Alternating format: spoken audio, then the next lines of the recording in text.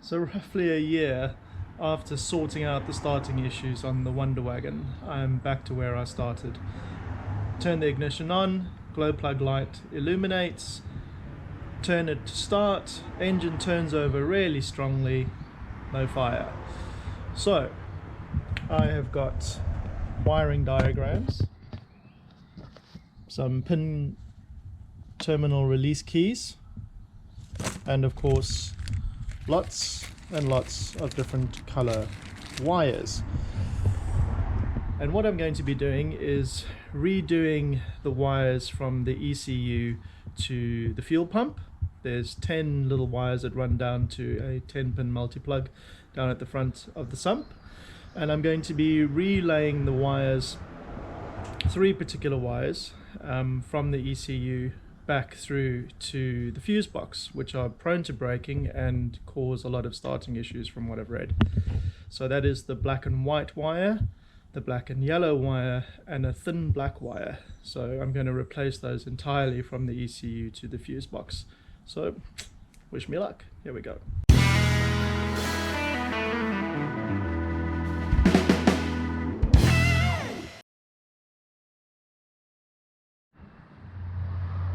With the intercooler out of the way, there's much better access to the main loom, which comes out of the bulkhead over there. The fuse box is on the inside of the bulkhead below the dash. This is the main loom that runs down past the brake booster, across the top of the engine. It then goes down the back, does a loop down there where the silver heat shield is, and then it comes up here to the ECU, which I've put over there and removed the conduit from because it was a little bit manky. I'm going to replace it. So I've got all of these wires exposed. The main area where the black and white wire, and sometimes the black and yellow wire, and sometimes the black wire break is in this area here on the right hand drive model, where the brake booster is, where it goes through these series of curves and then across the top of the engine bay. So what I'm going to do is I'm going to run new wires from the back of the fuse box out through the bulkhead grommet and then across the top to the ECU over there, just to rule out any possible breaks or stretches or deterioration of the wires anywhere in this loom. Where the loom passes across the top of the engine and then back down towards the gearbox, it actually is secured. You can just see the P-clip there with the nut holding it in place, and then those wires, that conduit with wires going upwards, runs to the N75 and N18 valve, which are above the coolant reservoir. All the main loom runs back down the back of the engine. You can just make it out, and then with the silver heat shield down the bottom there, and then down towards the sump and then up again.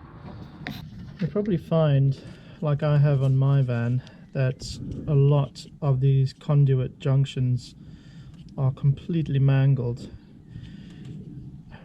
which is really not that confidence inspiring. It means that the wiring, for some other reason, has been in a position where it's been crushed like this, and you can imagine that any of those sharp edges there could have very easily have damaged the wires.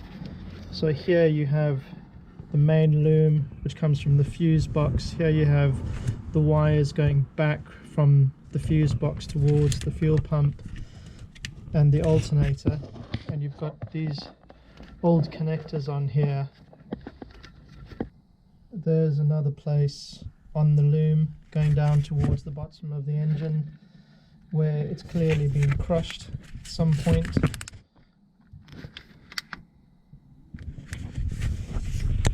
I've removed the conduit, which is this. I've removed that from the main loom, which runs across the top of the engine. You can see it runs across there.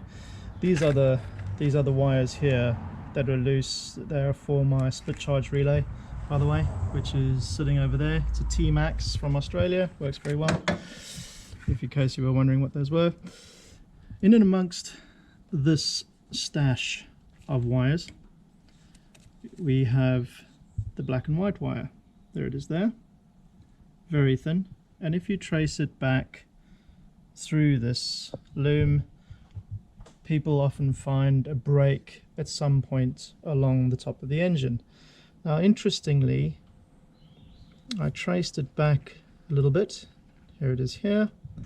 There is some damage to the wire where the copper wire is actually exposed in about 5 different places, contributing to the electrical issues I'm having with the fuel pump at the moment, which are intermittent. So it's a good thing I'm going to replace this whole piece of wire.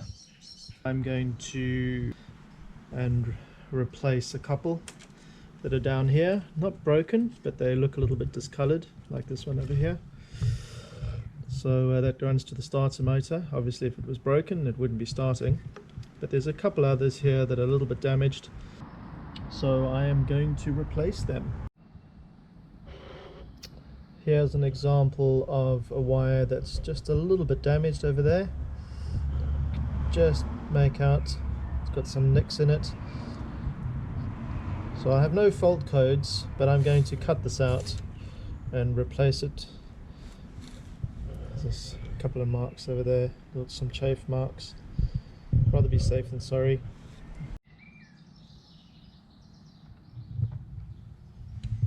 The wiring loom has been repaired, all dodgy bits cut out and replaced, and nicely secured. Rerouted away from the back of the engine where it was getting baked. It was getting so hot that the wires were discoloring, so new route. Now to cover it up with conduit.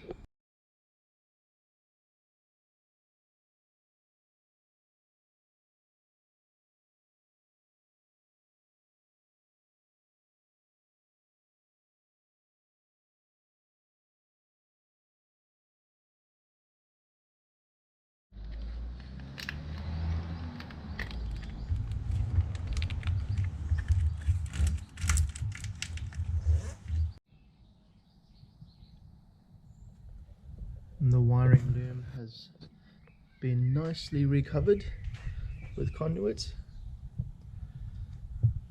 and I've rerouted it so that it runs now across and down the side of the engine instead of disappearing down the back there where it was getting baked and broken or damaged. And then the ECU sits over there.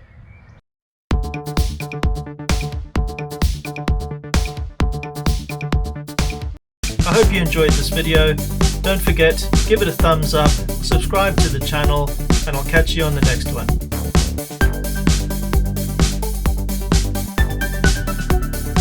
Thanks for watching.